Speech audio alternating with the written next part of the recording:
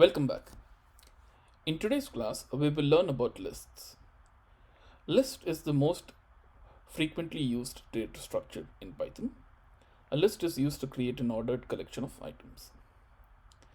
A list can be created using an array of comma separated items or values within square brackets. So for example, list is equal to in square brackets item 1, item 2, item 3, item 4 creates a new list. The name of this list variable is lst, and item 1, item 2, item 3, and item 4 are the values that we want to store in this list. Lists are iterable, that is, we can use the in keyword to iterate through the elements of the list, and we can also store different types of elements within the same list. In C++, we saw vectors which were resizable arrays, wherein we could store elements of a given type. Now, lists are very close to vectors in C++. The two major differences are they don't store actual values, they store references to objects, and since they store references to objects, they can store different types of objects within the same container. We will go through different examples of creating new lists and manipulating lists in this class.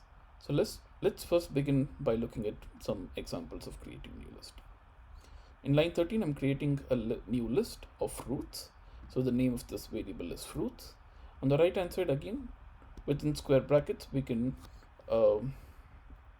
write an array of comma separated values. The values are names of fruits. So apple, orange, banana, and pineapple are the fruits that we want to store in this list. Now when we print fruits, we should see these 4 elements. So before that, I need to switch the project. So let's go to lists, make it the starter project. And now when I execute this, I also need to change my Python environment. Now it should let us execute the program. Okay, now notice the list. When we print the list, it will simply print every element that is part of the list. So apple, orange, banana, and pineapple are the fruits that are stored in this variable called fruits. Now we can add new items to this list by using the plus equal to operator. The plus equal to operator is concatenating the list on the right hand side, and it is joining or merging it with the list on the left hand side. So our fruits list has currently apple, orange, banana, and pineapple. Now we want to add 2 more fruits, blueberry and blackberry. To do that, I'm creating a new list on the right hand side, and then I'm merging this list using the plus equal to operator. So now when we execute this line and print fruits, we should see fruits now has blueberry and blackberry. So it's simply merged to our initial list, and it just gets added to the end of the list. We can also use an inbuilt method called append. This is similar to push underscore back in vectors. The append method will simply push the new item to the end of the list or at the back. So now when I print fruits again by adding peach or appending peach, we should see peach to be appended to the list at the last position. Now we can also use this inbuilt method insert when we want to insert an item at a particular position. So suppose I want to insert kiwi at position 2 or index 2, then I can use this inbuilt method insert. The first parameter is the index of the position at which we want to add this new item, and the second parameter is the item that we want to add. So now when we execute this, I don't have a print statement right now. So let's stop the program, add a print statement here, and then let's continue and check what will be fruits. Now notice at the second position,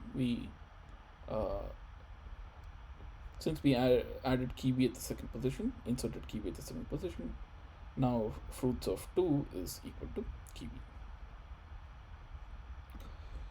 Okay. Next, let's see how to do indexing and slicing. We saw indexing and slicing with strings. The syntax is the same also with lists. Now notice lists are again defined as classes in Python. So when we declare a new list, in this example here, fruits is an instance or an object of the class list.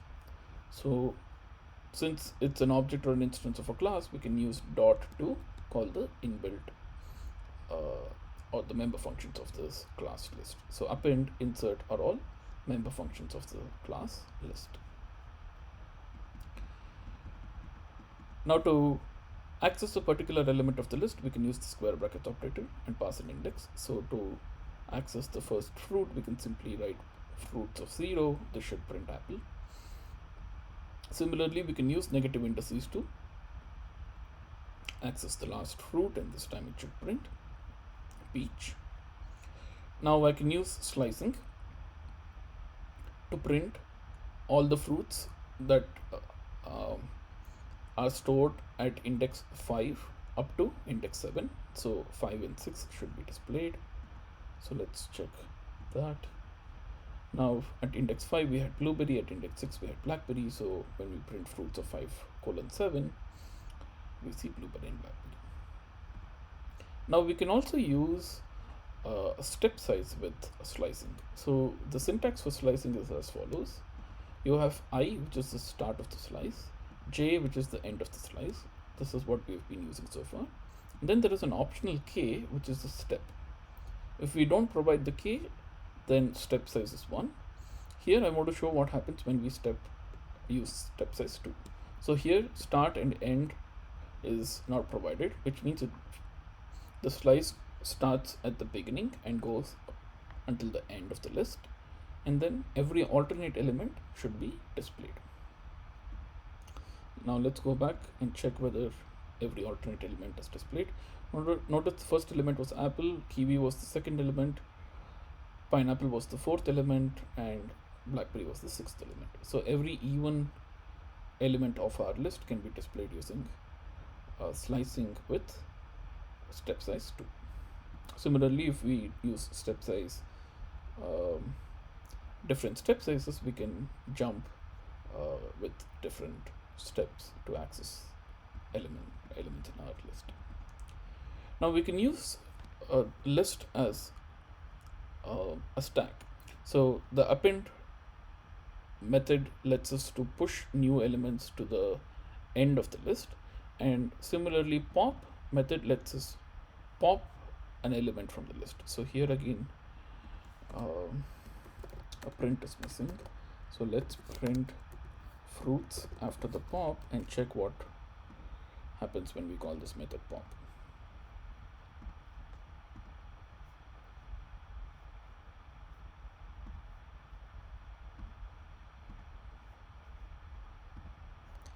Now notice the last element peach is removed. So when we pop, the element which is at the back is removed, and the list now contains every element except the last element. So we can use append and pop to create our own stack using the list data structure.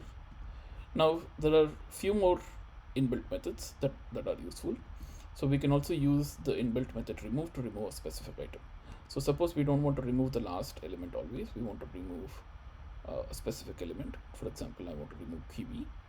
Then we can use the remove keyword, remove method. Now notice again there is a print missing, so let's add print.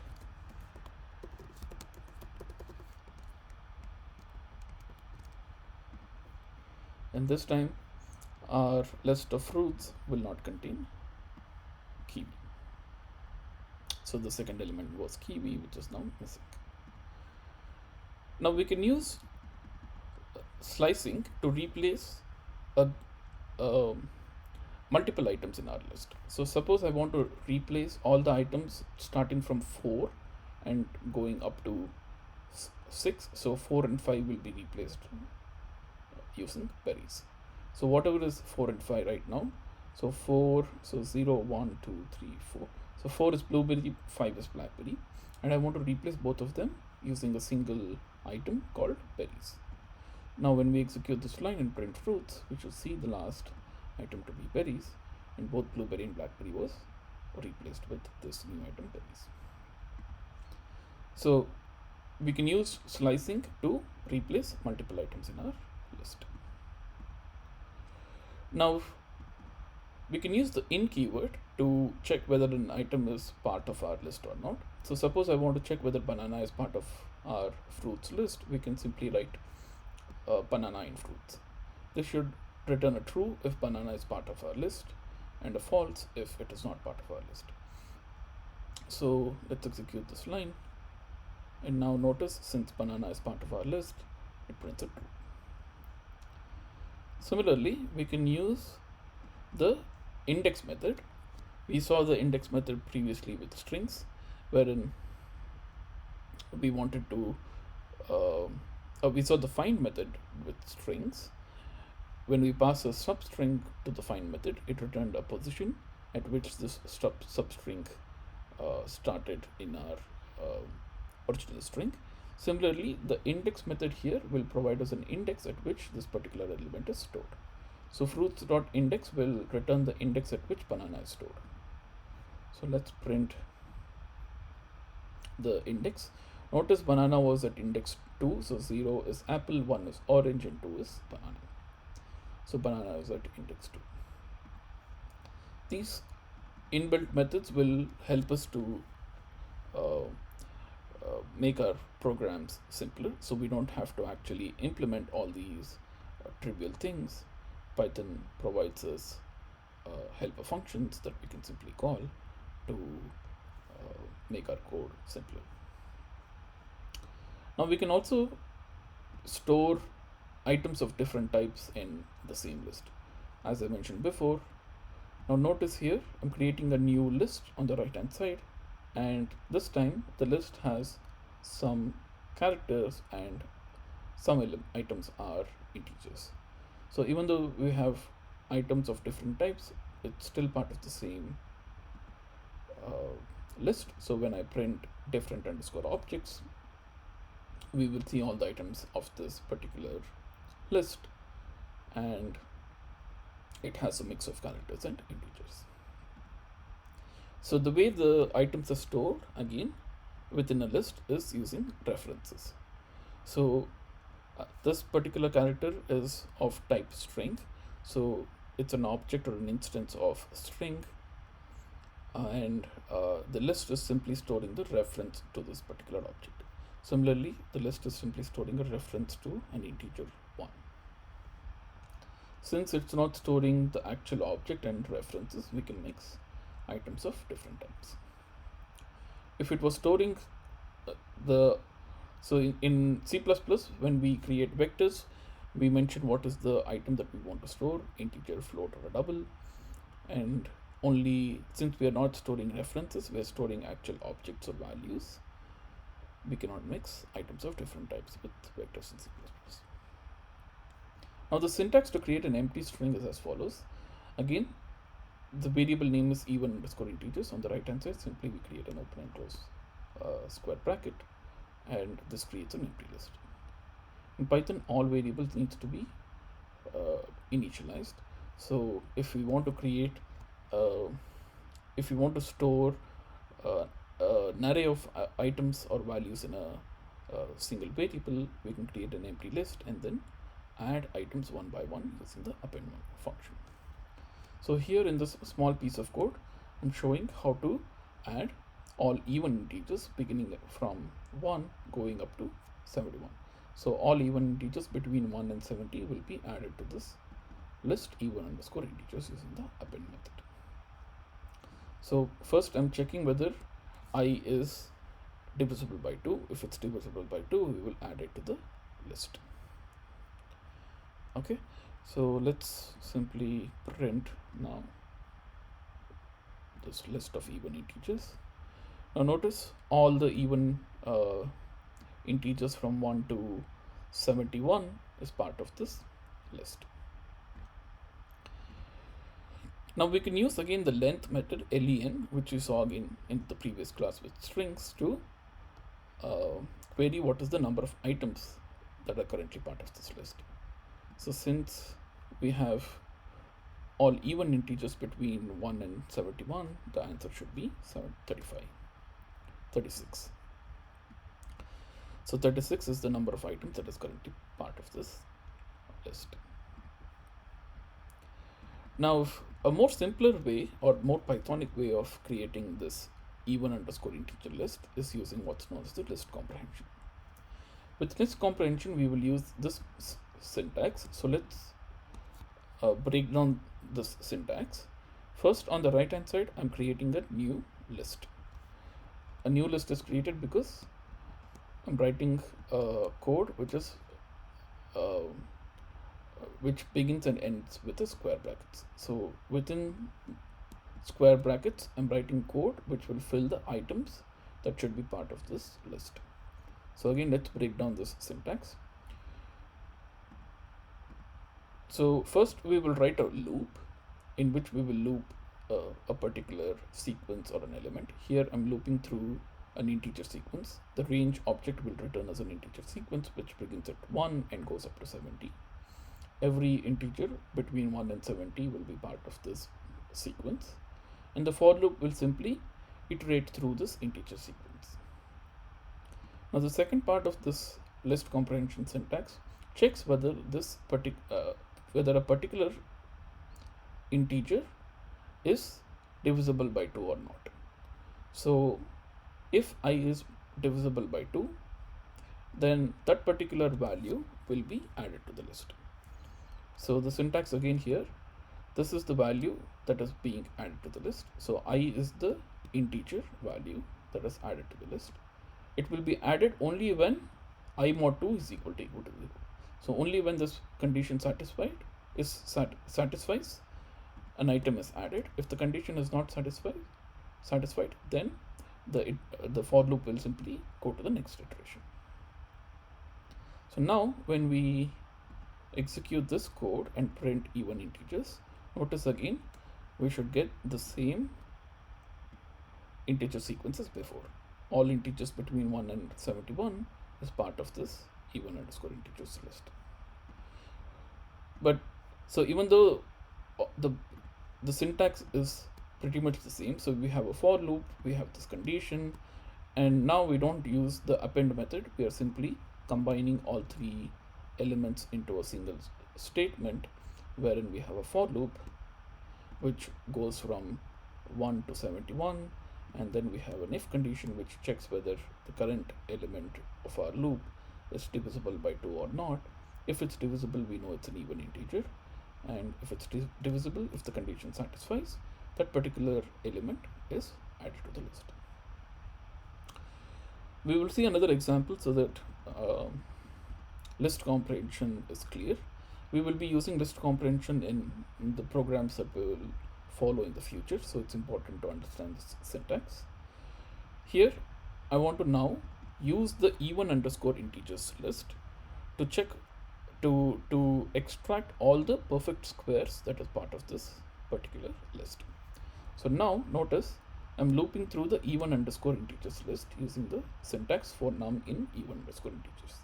Since even underscore integers is of type list is an iterable, we can use the in operator to simply access individual elements of this list. Again, I have a condition, and the condition simply checks whether the current element is a perfect square or not. So num is the current element that we are iterating. So at the first iteration, num will be equal to 2 because 2 is the first element of our even underscore integers list, and we will check whether 2 is a perfect square or not. To do that, we will use the module math, and math will provide us some mathematical functions. Here I want to use the square root function and the floor function. So square root of number will give us square root of 2, and then floor of square root of 2 will give us the integer. So 1.41 is square root of 2 minus 1 is 0.41, and we're checking whether that is equal to 0. When we get a perfect square, for example 4, notice square root of 4 is 2 and floor of square root of 4 is again 2. So 2 minus 2 is equal to 0. So when we get a perfect square, this will evaluate to 0, and since we are checking whether this evaluates to 0 or this is equal to 0, only when this condition satisfies, we will add that specific element to our new list. So when num is equal to 2, this does not satisfy, so num will not be part of our squares list.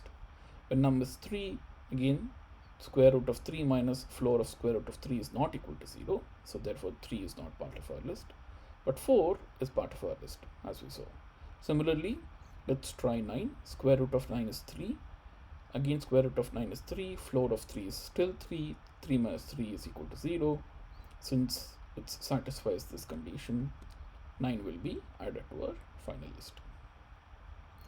So now when we print squares, perfect squares, we should see 4, 16, 36 and 64 to be part of our final list.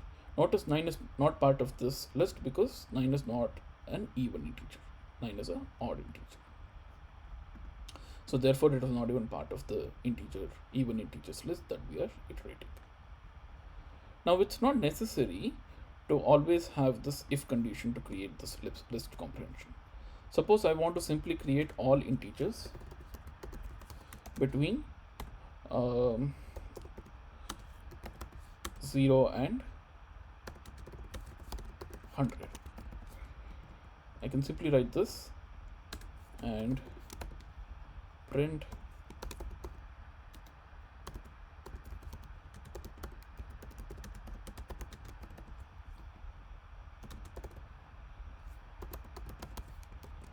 the integers. Now notice the syntax is exactly the same as before. We simply have a for loop to iterate through an iterable.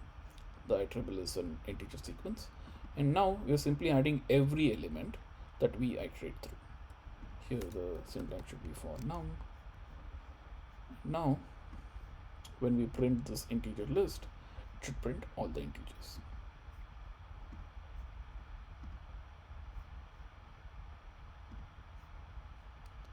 Okay, notice integers between 0 to 100 is 0, 1, 2 until 99. So the if is optional. Suppose we want to add we want to filter the elements that we want to add. We don't want to add all the elements that we are iterating through, then we can use the if condition. Now we can use this inbuilt method reverse to reverse the element of a list. So here when I call even underscore integers dot reverse, it will do an in place reverse. So now when I print even underscore integers, we should see integers from 70 to 2 in the reverse order. So 70, 68, 66 going to all the way to 2. So dot reverse again reverses our list. So every element is now in so it reverses the list in place. So the last element is now the first element, the penultimate element is the second element, and so on and so forth. We can also use the sort method to sort integers in ascending or descending order. By default, the sort goes in ascending order. So now again the dot sort method will sort our list in place. So simply we can call even integers dot sort and then again print even integers after the sort. So now let's see what will be even integers after the sort. Before sorting it was 70, 68, 66 to 2. Now notice after the sort it's back to its original order, which is 2, 4, 6, 8, 10 going up to 70. Now we can pass this optional flag reverse is equal to true if we want to sort in the reverse order.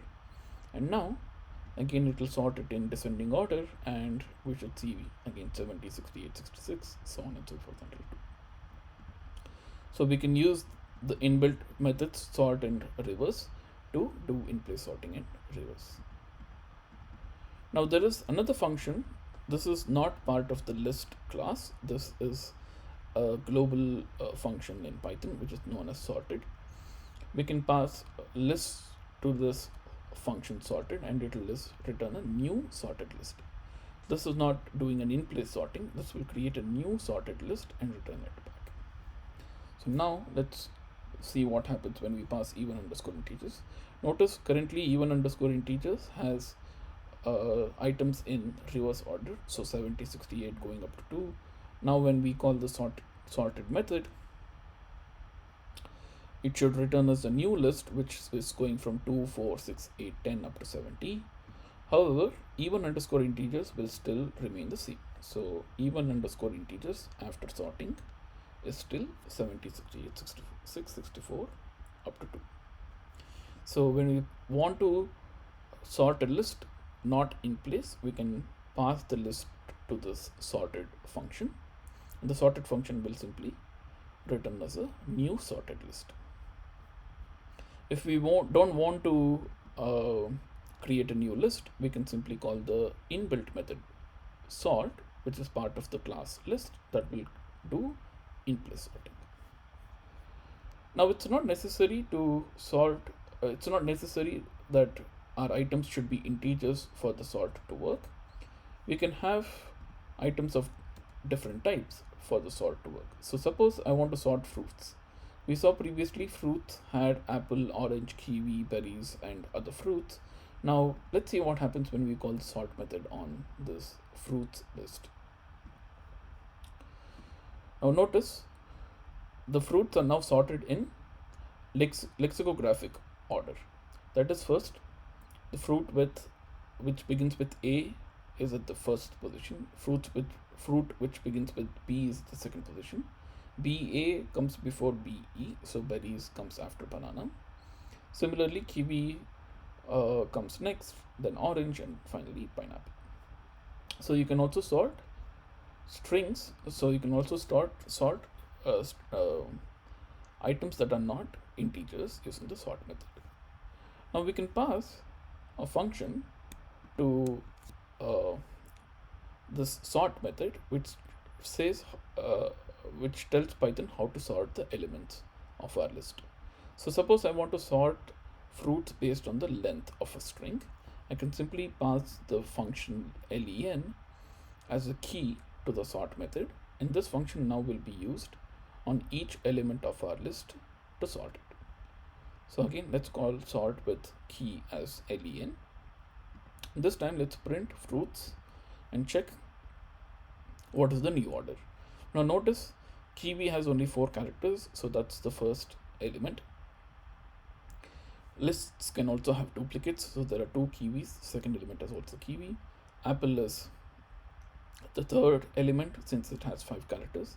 Then banana, orange, berries, and pineapple. Now if there are 2 elements or items with same length, then again the lexicographic order will be used to pick the right order.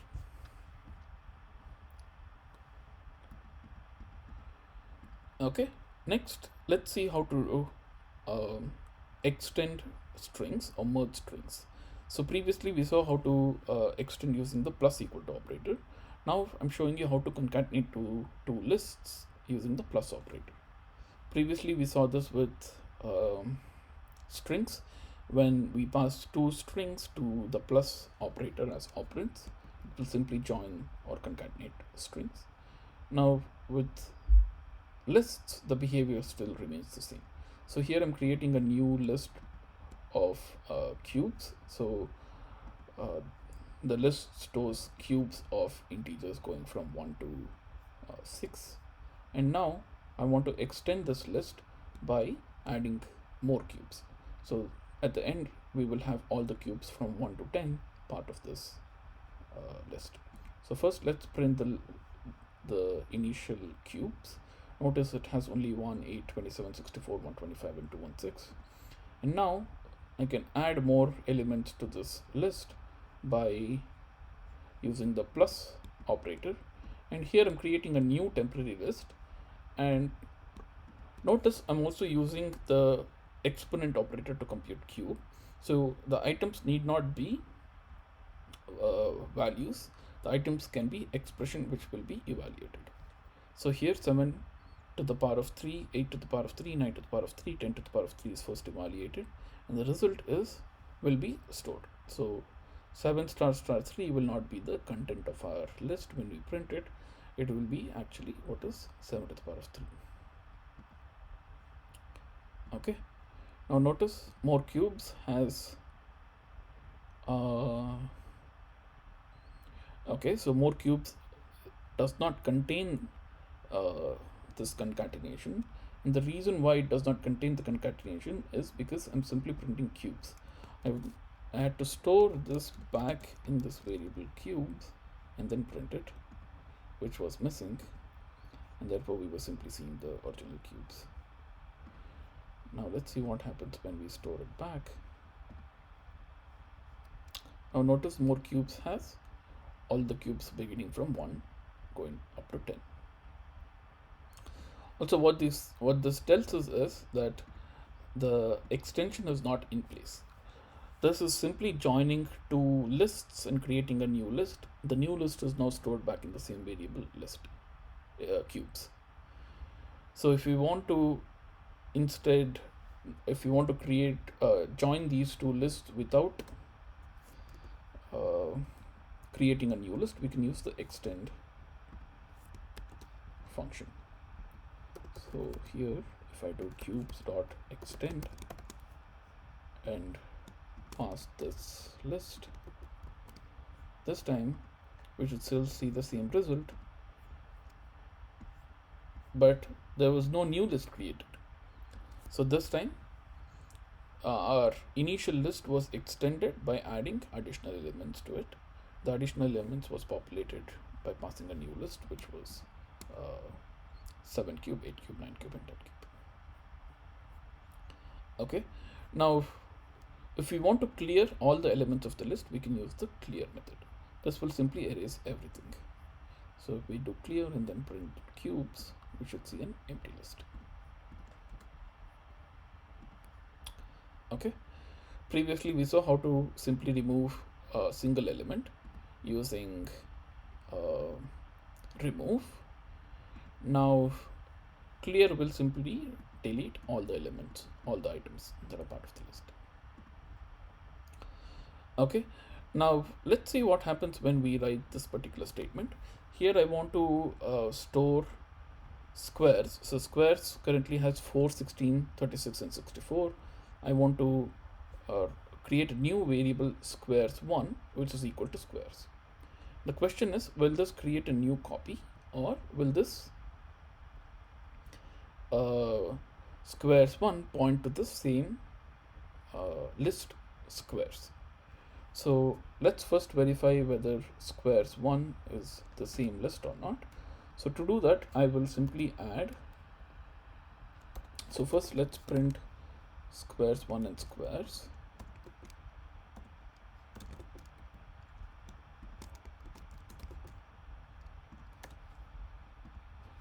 And then I will modify one of the list. So suppose I want to drop an item from this list, I can use pop. Now again, let's print squares1 and squares. If it's a copy, we should see the original list squares to remain the same, so it should not change. If it's not a copy, then our original list will also change. So let's first execute it and then check the result. Notice initially squares1 and squares are both the same. However, after the pop, both squares1 and squares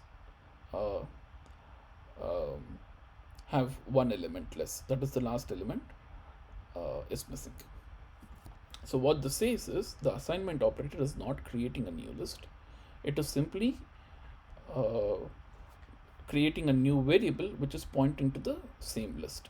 So since lists contain references, all it is doing is creating another list which contains the same references. Instead, if we want to actually make a copy, we need to use this syntax here, wherein on the right hand side now I am creating a copy by using a slice. So the slice here creates a new copy, and since I'm not passing a start and the end, it will create a new slice that contains all the elements of the original squares. So now if we stop the program and remove this and put it here. Let's check what happens. Let's see what will be squares and squares 1 before and after the copy. Now notice squares 1 and squares are both the same before pop. After pop, only squares 1, only the last element was removed from squares 1, and squares is still the same. So if you want to create a copy of a list, you need to use the square brackets operator to slice it, and you can choose to slice either by using all the elements, or if you want to make a copy of a smaller subset of the list, you can provide a start and end index for this slicing. Okay, next let's continue. Let's check what are the different ways of iterating through the list. The first is familiar to you by now. We can simply write for v in squares. Squares is an iterable object. Any iterable object, we can use the in operator to iterate through the elements. So we will simply point to zeroth item at the first iteration. At the next iteration, it will point to the first item, so on and so forth. So it will simply go to the next item at each new iteration. So now when we simply print all the squares one by one, we should see in new lines 4, 16, 36 and 64. Now we can also use this enumerate method if we are interested to know what is the index of a particular item. So in the first syntax, we don't care about the index. All we want is to loop through every single item of our list in a specific order. And in the second for loop, I want to iterate through every single item, but I also want to know what is the index of the current item. To do that, we can first pass a list to this enumerate function. So the enumerate function will return a tuple. We will see tuple what a tuple is soon. For now, simply think about this as a pair of variables. So this returns two variables I and v, and we can print I and v within the for loop. So first let's execute it and then check what this is doing. Now notice tick as at the 0th index, so the first print is 0 tick, second is tack, so tack is at index 1 and toe is at index 2. So if we want to know additionally what is the index at which a particular element is in the list, we can use the enumerate method. Now we can pass the reversed function if we want to iterate in the reverse direction. So suppose I want to print this same list again, but this time I want to print it in the reversed order.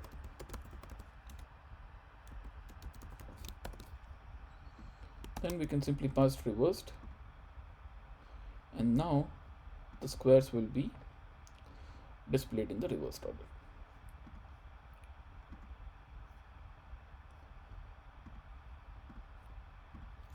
Okay, now notice 64, 36, 16 and 4 is the order in which the items were iterated through.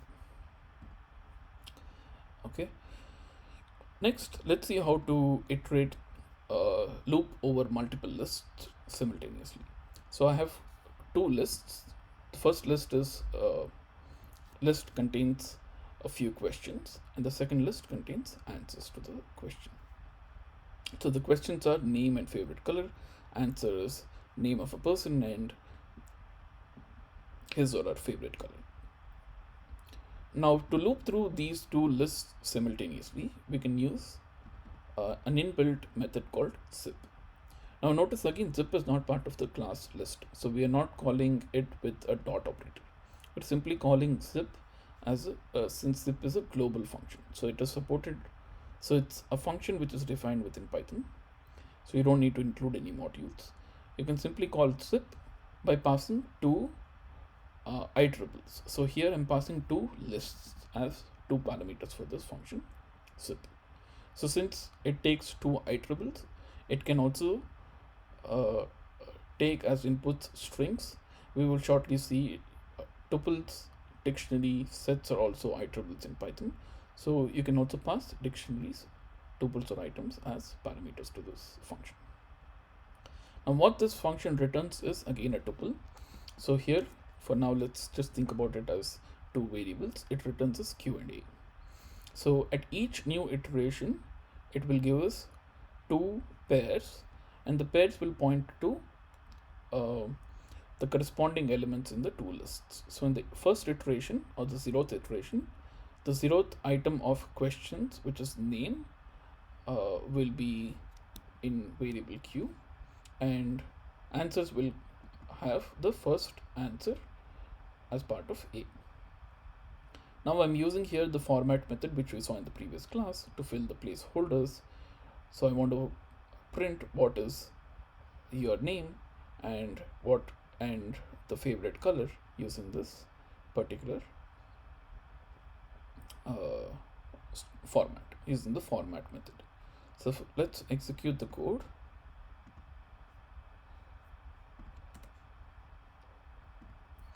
And now notice the use of the format method. So first I'm printing what is your name, and the answer is it is Lancelot. The second, what is your favorite color? It is blue. So what is your is common to both the name and favorite color. The placeholder is either name or favorite color, which we can fill using the first parameter which we pass, which is a question. And the answer begins with it is for both favorite color and name, and therefore we can pass the second placeholder as an answer, which is A. Now zip simply returns us corresponding pairs in the two lists. So it's iterating through both the lists simultaneously. At the first iteration, it will give us name and Lancelot. Second iteration, it gives us favorite color and blue. Similarly, we can create a third list and also iterate over it. So let's simply make a third list. I don't care what it is. So let's put A and B, or even it can be some numbers. And now I can simply add third, a new variable, and let's simply add the third variable here as a new placeholder. And this time it will simultaneously iterate through three lists, and notice the first print statement has number 1, second print statement has number 2. So it would have been better if I put this at the beginning, right? So this will look better. So this simply says 1, what is your name? My name is Lancelot. 2, what is your favorite color? It is blue.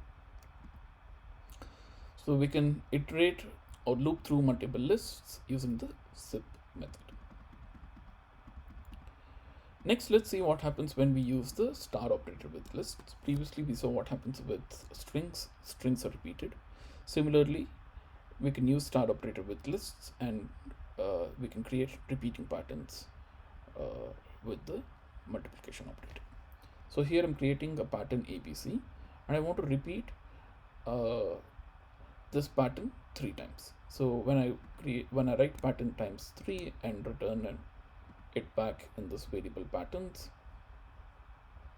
we should see a new list created wherein our original list is repeated 3 times. So let's execute it and check what will be the output. Notice the repeating pattern has our original list 3 times. Now the practical use of this is when we want to create a new list and we want to repeat the same element multiple times for a fixed length. So suppose I want to create a list of ones, and I know how many elements I want to have in my list, then I can use this syntax to create 7 ones. So here when we execute this particular code, we should see 7 ones to be part of our list. So the advantage is if I want to have million ones in the list, I don't need to write 1 million times. within square brackets, I can simply write 1 once and then use the multiplication operator to duplicate it a million times. Okay, now we will see a little more complex thing. So I want to create a nested list here. So I want to create a matrix which is a list of lists. We saw how to store matrices with our homework 4 in C++, where we used vec3 and we created an array of vec3 to store a matrix. Now similarly here, first we will see how to create this matrix using a list of list using the traditional approach, and then we will see how to use list comprehension to simplify the code. So basically I'm creating rows. Rows are lists and I'm adding each row into my matrix. So my matrix has a list of lists. So it's initialized as a list, but each element of this list is also a list. So first I'm declaring two variables which will be the number of rows and columns of my matrix. So I have two loops. The first loop is going through all the rows. The second loop is going through all the columns. So when I iterate through each new row, I'm creating a new row by creating a new list. And when I iterate through a new column, I'm simply adding an element to my row. So once I add all the elements of a column, I can simply add the row to matrix. So first let's print our matrix. We should see a 5x3 matrix when this particular code executes, and all the elements will be 0. So notice there are 5 rows, 1, 2, 3, 4, 5, and each row has 3 elements. So there are 3 columns, and all the values are initialized using 0. Now we can simplify this. So notice this is how many lines? So this is 1, 2, 3, 4, 5, 6 lines, and we can simplify it using list comprehension and make it a single line code. So here the list comprehension is also showing you an example of nested list. So we can also do list comprehension with nested lists. So let's break this down. So my outer list is iterating through this for loop, which is iterating over all the rows, and it is storing the element which is also a list. And this list is now iterating through the number of rows, columns, and each element within that is a 0. So let me repeat this again. So the outer square brackets is creating the matrix that will store rows. So the outer for loop is looping through all the rows, and each element now is a new list, and each of this new list will loop through all the columns, and it will create a new element to be part of this new list. So now when I create a matrix using the list comprehension, we should simply see the same matrix again, and all the elements are still zeros. So there are 5 rows, each row has 3 elements. So we should use list comprehension whenever we can. This simplifies our code, makes it more readable, and also will be easy to maintain. Now here I'm using the format method again, simply to print the size of the matrix. We have 2 placeholders created using these braces. We already know the size is 5x3, so this will simply print our matrix size is 5x3. Now we can use the square brackets operator again to access individual elements of our matrix. So the first square brackets operator will give us the third row. The second square brackets operator will give the element which is in the second column. The first index of the first column is 0, index of the second column is 1. So when we access matrix of 3, 3, 1, we are accessing the 4th row and second column element. Now I want to change the element which is stored at 4th row and 2nd column to be equal to 5. So let's see what will be the matrix when I update it with the single value. Now notice this is the 0th row, 1st row, 2nd row, 3rd row, and within 3rd row the first position value is equal to 5. Okay, so to modify an element, we can simply access that particular element using the square brackets operator and use the assignment operator to assign a new value.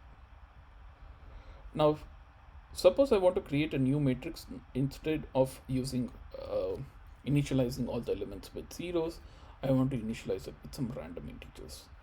To do that, I can use this inbuilt module called random. So in C++, we were using hash include to include some standard library files that would help us to use some inbuilt functionalities. Similarly, in Python, we can use what's known as import. The import will simply provide us a way to access all the functions that are defined within this particular module. We will see what modules are and how to create them later. For now, think about these as a program that implements a certain set of functions. When we use import followed by the module name, it will provide us a way to call these functions that are defined within the module. We already saw how to use the square root and the floor function, which was defined in the math module. Similarly, now we will see how to use the random number generator module to randomly create integers between 1 and 100. So the syntax is, first we write the module name in which a particular function is defined, and then we call that particular function using the dot operator. So module name dot function name, rand int is the function which is defined inside this module random. It takes two arguments. The first argument is the start index integer, the second argument is the end integer. So I want this particular function to return a random integer that is between 1 and 100. So the syntax is same as before here. All I'm doing is I'm replacing zeros with a random integer between 1 and 100. Now let's see what will be our matrix with the rand int. Notice this is our new matrix. This time it has random integers between 1 and 100 as the elements of the matrix and not all zeros. Now I want to create the transpose of this matrix. To do that, again we can simply use list comprehension. So for transpose, we need to flip rows and columns. So now my outer for loop is looping through all the columns, and each element is again a list, and the contents of this list loops through all the rows, and for each row it picks up the corresponding value from the original matrix. So let me repeat. So I'm creating again a new matrix using list comprehension. Since the transpose matrix needs to flip rows and columns, the outer for loop is now looping through all the columns. Each item is still a list, and the elements of this list is filled by looping through all the rows, and each new element that will be added to the list is the corresponding value in the row and column in our original matrix. So let's execute the code, print the transpose, and verify this is doing the right thing. Okay, so notice now the transpose has 3 rows and 5. Each row has 5 elements. So 3 rows and 5 columns. So let's simply verify the first row. So 32, 15, 82, 98, and 6 should be the first column. So 32, 15, 82, 98, 6 is the first column in our transpose. Great. So this showed us how to write code in a compact way by using nested list comprehension. Again, whenever possible, we should use list comprehension to make our code more readable and maintainable. We can use traditional way of writing for loops. This would probably take about 8 to 10 lines to create this matrix and a transpose, and notice how simple it is by using list comprehension. Once we understand the syntax, it is pretty much pretty easy to create new lists using list comprehension. Now finally, we will end this class by playing a simple game. Most of you probably are familiar with this game. The game is known as FizzBuzz, and the rules of the game is as follows. Each player will should provide a number beginning from 1. Each player should provide an integer beginning from 1, and the next player will provide the next integer, 2 for example. And suppose the integer is divisible by 3, the player should say fizz.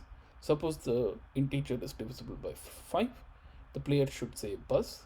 And suppose integer is divisible by both 3 and 5, the player should say fizzbuzz. So notice some examples. So player 1 will say 1, player 2 will say 2, player 3 should say fizz because 3 is divisible by 3, player 4 will say 4. And now let's say there are only 4 players and it goes back to player 1. Player 1 should say buzz because 5 is divisible by 5. Similarly, let's see what happens when a particular player gets 15. 15 is divisible by both 3 and 5. So when a player gets 15, he or she should say fizzbuzz. So this is the game. Now let's see how to implement this in Python using lists. So I've implemented this game in 2 ways. The first way is using list comprehension. The second way is using the traditional for loop. So first we will go through the solution using list comprehension. The solution is pretty simple. So I'm looping through an integer sequence which begins from 1 to 31, which means that there are 30 turns in this particular game. Let's say there are 2 players and 30 turns in total, so each player gets 15 turns. And we want to print the response of a particular player at a particular turn. So we will loop through all the turns by using this integer sequence 1 to 30, and in each turn we will first check whether that particular turn is divisible by 3. So I mod 3 equal to 0 will tell us whether that particular turn is divisible by 3. If it's divisible by 3, we will get a 1. So we will multiply fizz with 1, which means it's repeating fizz once. And then we will check whether that particular term is divisible by 5. If it's divisible by 5, we will again get a 1. So we will multiply buzz with 1 and then add both of them. So suppose a turn is divisible by 3 and divisible by 5, for example 15. This expression will evaluate to fizz, this expression will evaluate to buzz, and then fizz plus buzz is simply concatenating both the strings, so we will get fizzbuzz. And so this expression will evaluate to fizzbuzz, and we have an OR here. So if this expression gives us anything other than 0, we will print that, or we will put that as the element of the list. Otherwise, we will simply put the integer as the element of our list. So suppose our turn is 1, 1 mod 3 is not equal to 0, so this evaluates to 0. 1 mod 5 is still not 0, so this again evaluates to 0. 0 plus 0 is 0, so this expression is 0. On the right hand side we have 1, and 1 or 0 will be 1. So we will put 1 as the first element of our result. Similarly, 2 mod 3 is still not equal to 0, so fizz times 0 plus again buzz times 0, since 2 mod 5 is still not equal to 0, and 0 plus 0 is still 0, 0 or 2 is 2. Now, when we get the third index, 3 mod 3 is equal to 0. So fizz times 1 plus bus times 0 or 3. So here we have fizz or 3. So the output will be fizz. So next, let's execute this code and verify whether this is going to give us the right answer.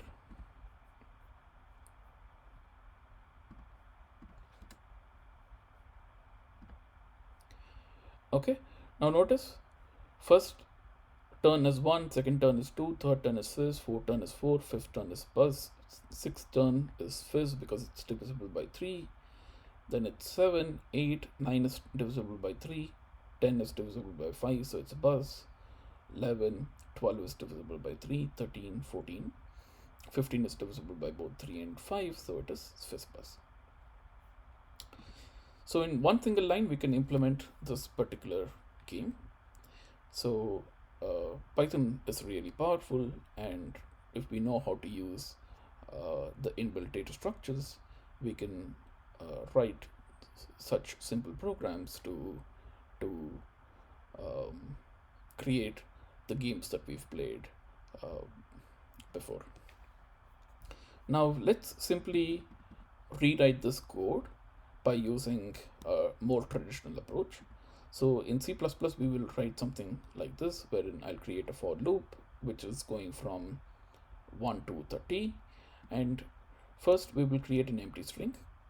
Outside the loop, I've created a new variable which will hold a list of elements.